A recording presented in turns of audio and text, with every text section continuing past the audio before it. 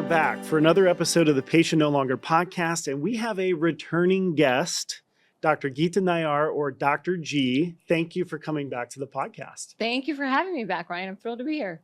Well, it's a thrill to have you here. You're a globally recognized chief medical officer, technologist, best-selling author. You help leverage the human approach to innovation. We'll talk more about that, AI, and also just achieving better health and business outcomes. You have a bestseller on your hands, Dead Wrong.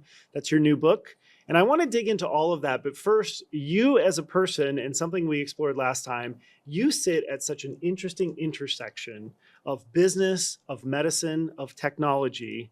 What puts you on this path of this intersection that you sit at now? Well, I have to say, I was either in the wrong place at the wrong time or the right place at the right time. It depends. Depends how you look at it. But I definitely did not go to medical school to work for the phone company. I just happened to be of that generation of physicians that went from paper to digital in our training. So actually in residency is when the electronic health record sort of implementation, mobilization, all of that happened at that time. Right. And in real time, I really was able to see what paper could do for us versus what digital could. And with that was the good, the bad, and the ugly that we all seem to obviously know now after many years. But at the time, I really understood that it wasn't just going to be about documentation and billing, but that it was going to be about analytics, communication, telemedicine. That said, we lost the bedside manner. We lost the meaningful note, and now we have a copious note, right? So there are many things when we think about the humanity of medicine and the service and the business of people that we are in healthcare that was lost in translation. And I think as an industry, we're still trying to figure that out, right? We're at a place now where we're understanding what technology has done to move us forward in 3 steps, but perhaps has moved us backward in 5 others. So we have to we got to do better. We have a lot of work to still do. The copious note, that sort of thing will ring so true, especially for the physicians that are listening and the physicians we're having on this season. We have several physicians this season. What about on the business side of it? I mean, you've been the chief medical officer of Salesforce. Do those companies, and I am asking you this question as part of a company, not a health system, do they understand the effects that copious notes and all those other things you mentioned, how they've affected being a physician? I think that still remains a challenge, right? Because what's missing in a lot of these companies that are seeing the opportunity in healthcare, right? They know consumer experience, they know technology, but they don't necessarily understand healthcare or medicine. Right. And so I think a lot of those things that we're seeing now, the obvious contribution to physician burnout, the obvious contribution to pajama time or the amount of time spent documenting. I mean, heck, we launched the scribe service. Right? The EHR was supposed to document for physicians. And then what happened is it was so unintuitive. It led to these long, copious notes. So now an entire service dedicated to documentation with the EHR was born. And we threw 3 people in the examining room. So now we have the patient, the physician, and the scriber, who, by the way, is not a clinician. And we ask our patients, tell us about your drug use history. Tell us about your family history. Tell us about your sexual history. Very personal things. And we wonder, right? We wonder why we can't get an honest response from our patients. And there's sort of this look of, who's that? And it's like, oh, don't worry about them. They're just here to scribe and write down everything you say. And so to put in for all time, the scribe with my kids at the pediatrician we see, she's great. The scribe comes in with the most massive wheeling cart with the largest computer you've ever seen. And it is intimidating. And I'm not even the patient. That's right. It is intimidating. It also just takes a physical space. Right. Right. So again, you've already got a small examining room and the physical space. And again, just that bedside manner, that humanity of medicine is where I think we are with technology today, Ryan, is that we did a lot of things for business reasons, but we missed the forest for the trees in many ways. And we have a lot of work to do. So the answer to your question is, I think lots of companies and lots of folks trying to break the code in healthcare did so with good intentions. Right. And with an eye towards, opportunity, profits, et cetera. But the companies that can really figure out how to do both, how to improve the business of medicine while keeping the humanity and care, those will be the most profitable and the most impactful on the industry.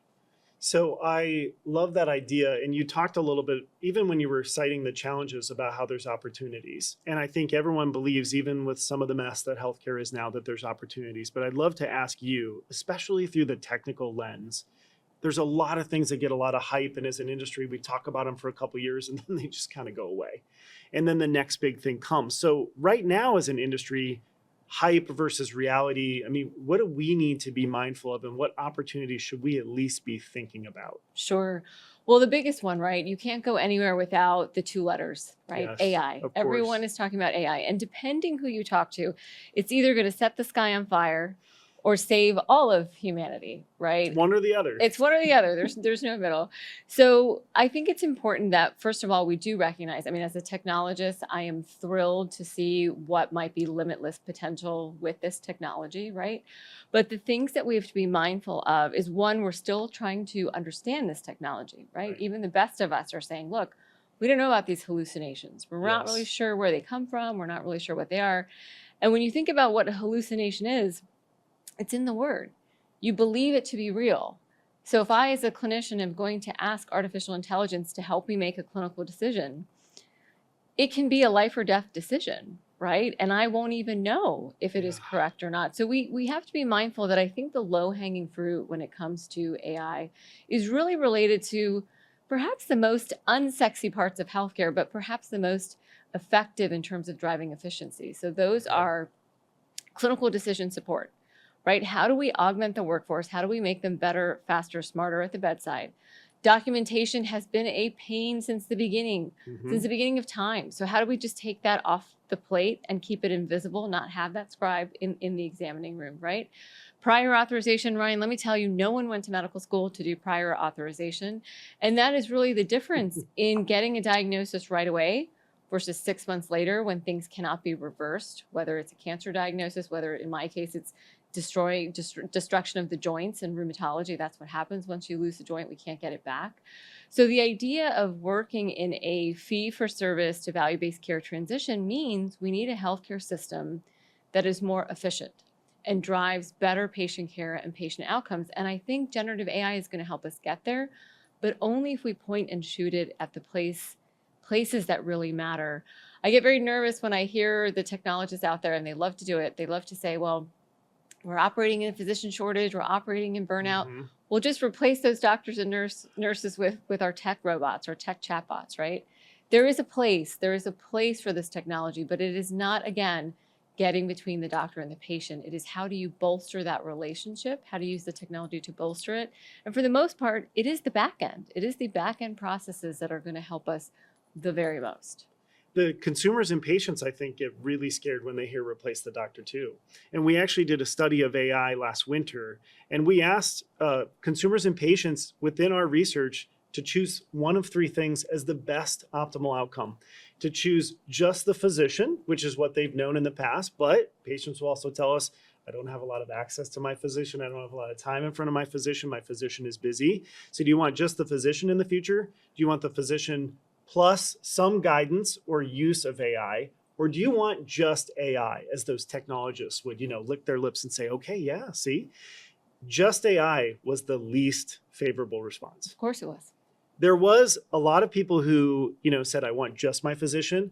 There was even more. The most popular response was doctors and AI together. And so this idea of, if AI could take away some of those things that are plaguing my physician or taking away some of their precious time that I want a little more of, a minute here, a minute there, then I'm in favor of it. So I think your answer is so thoughtful. And I think it's actually in conjunction with what consumers and patients want, which gets me to my next question. We can't do this alone. There's no health system or hospital listening that can say, yeah, we'll just tackle AI by ourselves and figure it out over here where we are. So where do we see partnerships coming into play? And you talk about partnerships in your book, but also with AI and with all these other big gnarly things that we've got to work through, we're going to need each other. What do you see for partnerships in the near term? So look, I think the most exciting thing that is happening in healthcare is we see new entrants in the market, right? We see retailers entering the market. We see big tech in the market. We see the consumerization of healthcare being more possible because so many of these non-healthcare entities really understand the consumer experience. Yes. Now, what they don't understand is healthcare, right? And before I talk about what I think are some of the exciting partnerships, let's talk about some of the spectacular failures, Sure. right? When we Let's do think that. about that, right? I mean, I remember, and I'm sure you do, when IBM Watson was going to solve cancer for us. That's it. Right? We've IBM got it. Watson, they had it figured out, right? And then, of course, there was Amazon, JP Morgan, Berkshire Hathaway. Amazon was going to save us, Haven. right? Of course. Warren Buffett. I mean, this was the answer, right? And then it was Microsoft's Health Vault. It was Yep. Google's personal health record. I mean, there is a graveyard full of potential partners in healthcare that came in and said, we got the ball, don't worry about it, healthcare. And what happened, the reason that they failed is exactly what we're saying here today, which is they missed the point, which is that the doctor-patient relationship, we are in the business of humanity. Medicine and healthcare is all about the business of humanity. And the partnerships that are the most exciting and that seem most viable in the market today are the ones that understand that. I'm going to give you a great example. So Best Buy Atrium, they're one of the most exciting partnerships I've got my eye on. And why is that, right? So Atrium, you know Atrium, everyone knows Atrium. Of course. Big health system, trying to do fee-for-service, value-based care like every health system. And they have chronic patients, right? 65 plus, CHF, diabetes, hypertension, Sure. you name it. They get discharged and what happens? Don't remember my medication was changed. Can't remember when was my follow-up appointment. What is it that they told me not to eat, right? All these little things that once you get home, you forget. No one's there to monitor it, and you're back in the emergency room 3 days later. So Atrium and Best Buy signed a deal where Best Buy said, look, we've got all of these devices. We got that Bluetooth-enabled weight scale. We got that blood pressure cuff. We got that pulse ox. We don't have the patients, though. Right? So Atrium, you bring the healthcare knowledge. You bring the patriots. You bring the patients. We've got the devices. But there's also something really interesting that Best Buy brings that Atrium and no health system ever would have. And I'm gonna put you on the spot now. I'm asking the questions. Okay, that's fine. What does Best Buy have that none of these other remote monitoring device companies have? And you know this, if you think hard. It's not CDs because they got rid of those and that broke my heart. They've got the customers, right? They've got the customer knowledge, the customer know-how. And You can always go back if you want me to re-answer. And they've got the Geek Squad. Okay. They've got the Geek Squad. Because here's the thing about a Bluetooth-enabled weight scale. The 65 plus consumer does not know what the Bluetooth part is. Right. They know what a weight scale is, right? But what happens when that modem, that internet goes down? They're calling Atrium to ask, what do I do about my internet? And Atrium's got like the nurses on the line being like, well, what's your weight? What's your blood pressure? Right? So Atrium understood that where remote patient monitoring went wrong in the home was related to home infrastructure. It was related to the tech connection. And Best Buy understood that as well. They understood that they've got devices. Lots of companies have devices now. But the Geek Squad is so impactful on that 65 plus expensive patient consumer. And if you solve for that, you solve for good patient outcomes and you keep patients out of the hospital. A great goal to have. And the fact that Best Buy stayed out of that graveyard is impressive. So far. But we thought that they would. And we've actually added associates to NRC Health who have backgrounds. A recent associate we've added worked with Target for many years, worked at Target. And that particular approach is so vital right now to understanding what's happening with the consumer and the customer experience. I love your idea on partnerships, Best Buy solving that problem 25, 30 years ago when your grandson couldn't step in, but a Geek Squad member could come in and get that connected. We need that if we're going to achieve hospital at home, if we're going to achieve some of these lofty goals. And I also think about the technology part with the pandemic. We can't go through an hour without still bringing up COVID, so I'll bring it up once. And you did a lot of studying this and you write about this in your book, Dead Wrong. But what do you think was the number one lesson that came out of the pandemic where we were forced to switch, in many cases, much quicker than we wanted to certain digital care options? And there was other times where we fell down in the physical options of care as well. But what was the number one lesson that we learned? So the number one lesson I think both healthcare learned and non-healthcare organizations people learned is that health is wealth. It was the great reminder that health is wealth and everything breaks down if you're not healthy. And what does that mean? That means that the consumer became so hungry and so thirsty for anything related to their health that they now turn to social media influencers, right? Of course. They will buy any device like the ones around our wrists, the ones around our fingers that will measure our steps, our mood, our pulse, anything and everything that can be measured, the consumer saying, I'm going to actually pay out of pocket because I never want to be in that spot again where I don't know what's going on with my health or my family's health.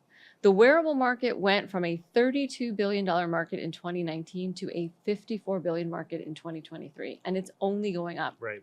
So the healthcare consumer of today is very tuned into their health, and they're willing to spend their money on it. And if they find that influencer that's got that cure for male pattern baldness for just $9.99, they're going to do it. But what's even more dangerous, and where we are today, is when we think about the inspiring messages that are found by a lot of these influencers, but the spread of mis and disinformation being that much faster in a tech forward world, we have to be mindful that now as providers, we're not just competing with the provider down the street. We're now competing with that influencer down the street who's saying, look, take this home genetic kit. You don't need to get a mammogram. This is going to tell you what your personal risk is, right? It relates to cancer. So these are the things we have to be mindful of in this new era of consumerization and this new era where the consumer is just saying, well, if I can't see a doctor, if I can't get access to one, I'm going to just find the information wherever it's at. And so that's really the moment that we have to meet in healthcare is how do we become and remain that go-to expert for our patients so they're not being victimized by mis and disinformation. Because it's so frustrating and it's paradoxical. Studying our consumer data, we knew 15, 20 years ago, consumers really weren't very engaged in healthcare, and many really aren't now. Healthcare is hard to understand. I hope I don't need it. I don't have the confidence to navigate a care experience. It can be quite difficult. So we want some proactivity among our consumers. And I agree with you. I think out of COVID, we got it. I think people voted with dollars and said, I want to spend money on this. I want to spend money on my health. I want this on my wrist so I can be more connected to my health. But who knows what I'll find as I go out on this path and I try to get in front of my next patient experience.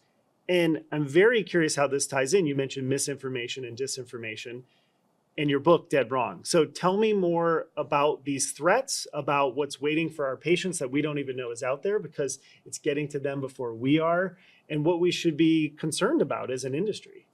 Well, look, this isn't the first time we've seen this, right? A big part of what inspired me to write the book was really working at a time in the district when HIV/AIDS was the diagnosis of the day. Sure. I mean, every third patient came in walking dead is how we used to describe our patients at the time. Yeah. And so much of it was reminiscent of COVID. It was the same stigma, the same mis and disinformation. My book actually starts out with my first patient who dies of AIDS, and to his last breath says, I'm not a homosexual. I can't possibly have AIDS, doc. You're wrong. Wow. To the end. Till the end. And so much of that is what we saw during COVID. And really the lesson learned is that this is a cycle in healthcare. This is actually not new. But because of the technology, namely because of social media, namely because we're a WhatsApp away from a friend, from a meme, we have to be mindful in healthcare that we have accepted this as part of the wallpaper. We as clinicians understand this. Everyone in the industry sort of understands, yeah, we've got that neighbor, we've got that Uncle Tom at Thanksgiving that always says, this is what I do for X, Y, or Z health problem. Right. And we've always thought of it as someone else's problem, right? We're saving lives here in the hospital. This is not important. It's just part of the wallpaper. Well, now that's being flipped, right? And if healthcare doesn't make this a priority, if this is not a strategy in your patient experience strategy, in your value-based care strategy, in your consumer experience strategy, it's really missing the mark, because in today's world, mis and disinformation is traveling 6 times faster than the facts, different than 20, 30 years ago. And so if we aren't taking this up as a priority for all of our providers, for all of our payers, for every stakeholder in the industry, it will inevitably come back to us in the form of our patients and in the emergency room, as we see time and time again. I love that you brought it down to the patient experience. And in this season of the Patient No Longer podcast, we talked to NRC Health's first ever Chief Experience Officer, Jennifer Barron. And she talked about how that patient experience is so much a part of what the patient perceives and what they see as the experience. And one of the things that we talk about quite a bit as a company is trust. A lot of times we see organizations, businesses, even, medical offices saying, we really build trust among our patients. And what we've actually found in our research is that patients control the trust. They assign if they trust you, and they will take it away. And I think ultimately what everyone agrees on is trust is hard to build. So one of the concepts that we've talked about is building trust and also scaling trust in healthcare and making sure that it widens out and it improves the consumer experience, the customer, the patient experience, and it stays with our patients even when they're not in our four walls. So for those listeners who want to build and scale trust, what's some advice you'd give them? Well, look, I spent a lot of time with marketers when I was writing the book, right? And there is a paradigm in marketing called know, like, trust. It's the model for how you scale trust. And when you break it down and you look at where healthcare fails, those are really the areas to focus on. So first of all, the know, right? If I'm going to trust you, well, Ryan, I first got to know you, right? The Right. consumer's got to know you. They got to know the brand. And that's more than just a website and more than just a billboard that says, hey, we're on the corner of 7th and 8th and we take XYZ insurance, which is most of the marketing in healthcare is quite limited. And frankly, we've always looked at marketing as kind of an afterthought.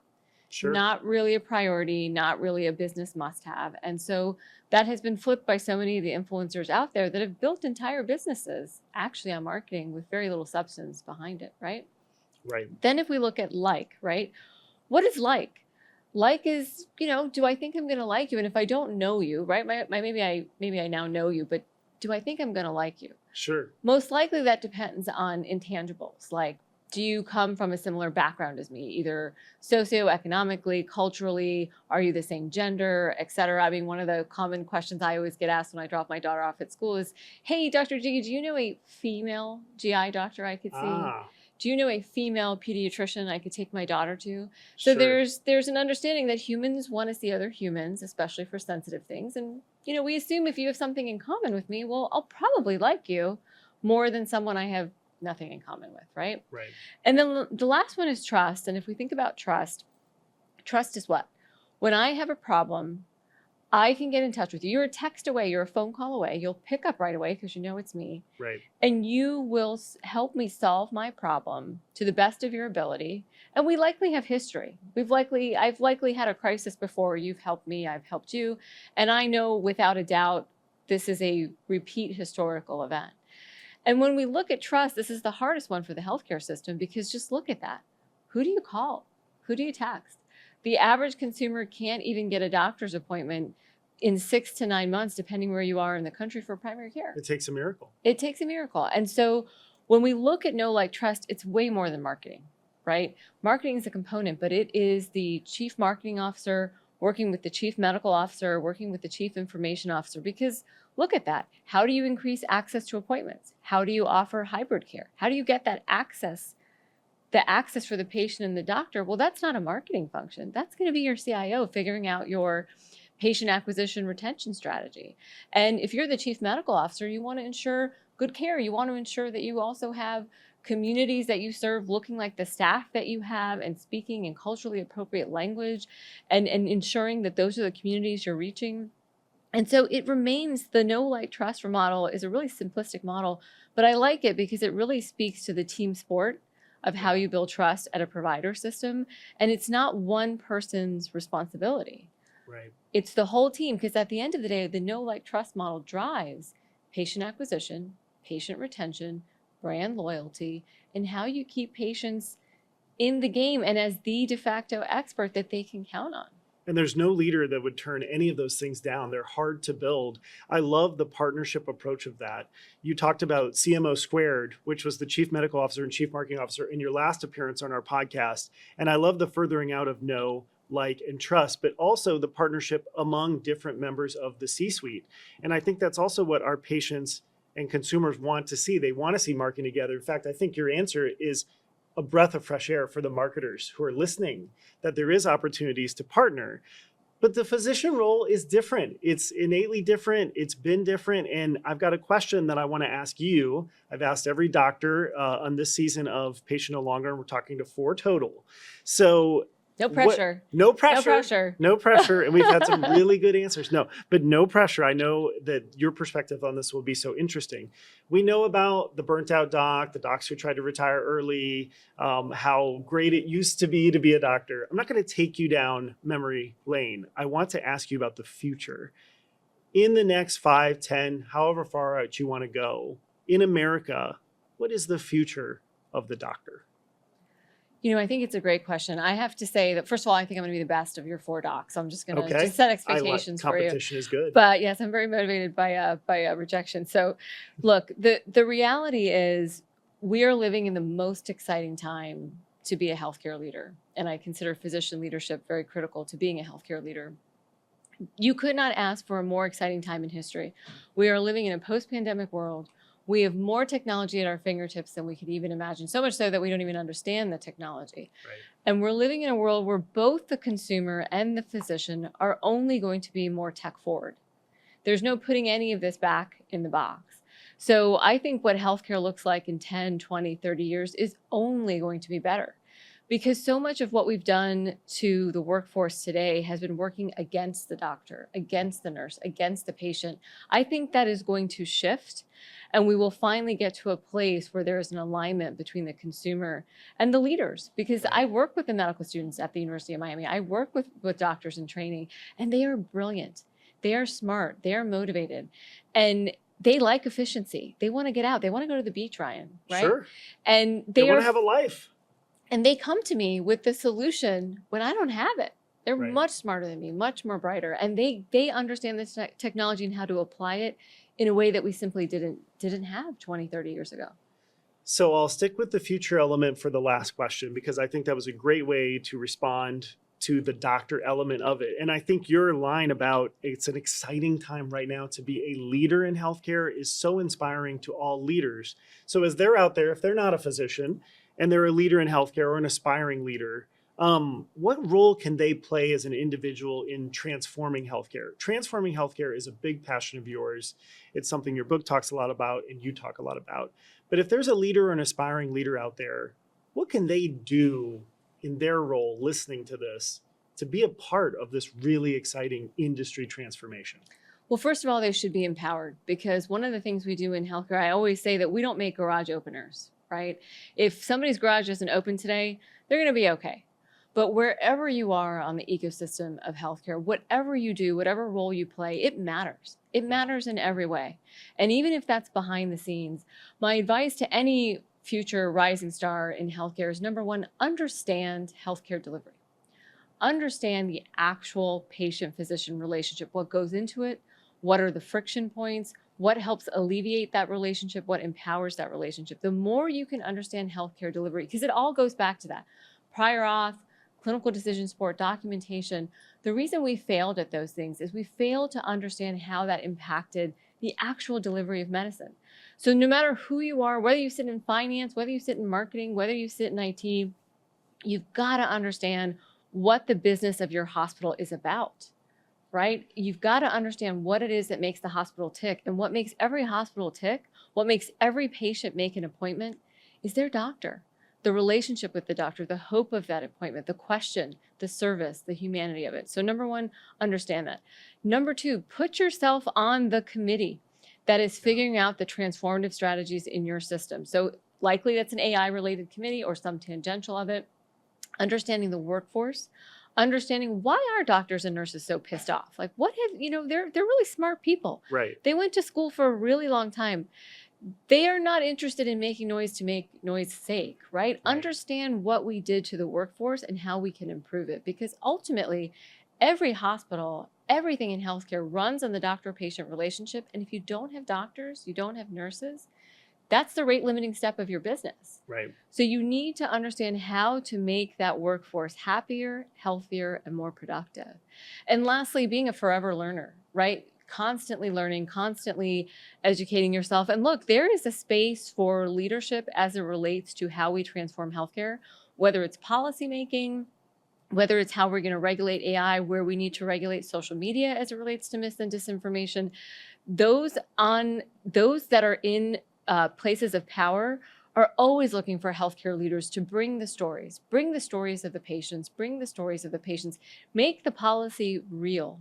Right. Because so much of healthcare is regulated. And I got to tell you, maybe because I'm from Florida, but Washington, D.C. reminds me of Fantasyland many, many times. Yes. And the more reality we can bring to the policymakers, the more we can make them understand how that policy may or may not affect our patients or our workforce is critical. And it's critical to getting this next era of health policy correct. And so we have to have that leadership at the table. The business of humanity. I think it's so powerful. And I want to ask you one last question. But before that, we got to hit the speed round. Uh-oh. So these are. I think I gotta go, Ryan. You need to tell me about this. No, these are fast. These are fast. Don't leave. So these are quick, but we're asking everybody this season. All right. So I'm still the best though. Well, so we'll far. see how you do on this. The speed round might be the most important round. Okay, so I'm just gonna hit you. Don't overthink them. Just from your gut. Okay. Dogs or cats? Fish. Okay. It's too much bacteria. C, other. Okay. Too much bacteria. Okay, I've not heard that one yet. Beaches or mountains for vacation? Beaches. The beach. Beaches. Okay. Text or call? Call. Call. They're the humanity. Yep. In San Diego or LA? Ooh, San Diego. Okay. San Diego. Very good. Okay, so I took you through the gambit of physicians, of leadership. We talked about the humanity of business and the business of humanity. So I'm going to leave you with the last question that I end every podcast interview with. And that is, perhaps you're back at a health system, even for just a day, and you're in a short elevator ride. Someone else walks in. It's their first day in healthcare, day one in this industry. On that short elevator ride, what's a piece of advice you'd give that person? Spend some time in the emergency room. Okay. Be a fly in the wall in the emergency room. Go see some patients. Go understand what happens at the nurse's station. Go spend some time shadowing your doctors, your nurses, your patients. Understand the emergency room. It is the influx point in your hospital, in your community. You'll always know what's happening in your city if you go to any local ER. And that's the business of humanity. It happens right there in the ER every day, no matter where you're at. That is fantastic advice, whether that was a new CEO or a resident or anybody else that is walking in that elevator ride with you. And they would be lucky to share that ride with you. We've had a great time talking to you, having you back. You're obviously going to be very involved with NRC Health and the Governance Institute going forward. And I just want to thank you for spending time with us today. Thank you for having me, Ryan. This was fun.